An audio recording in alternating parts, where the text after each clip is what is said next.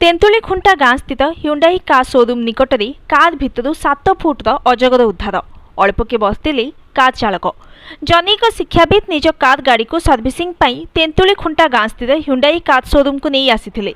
तेबे कार गाड़ी को रखिबा परे डेस्कबोर्ड निकट में एक साप थिबा देखिबाकू पाइथिले। एथिसहित साप को धरिबा पई स्नेक हेल्पलाइन सदस्य मणिभद्र मल्लिक को जणाइथिले। सेपटे सापटी हठात गाड़ीर एसी चैम्बर भितर पशि जाइथिला। शोरूम कर्मचारी और स्नेक हेल्पलाइन सदस्यंकर दीर्घ 5 घंटा उद्यम पर साप को गाड़ी उद्धार करिबारे सफल होइथिले। तेबे अजगर साप को उद्धार करिबा परे वन विभाग अधिकारी सहित आलोचना करी मणिभद्र स्थानीय जंगल में छाड़ी देथिबा सूचना मिली। सेपटे साप को देखिबा पई स्थानीय लोके भिड़ जमैथिले।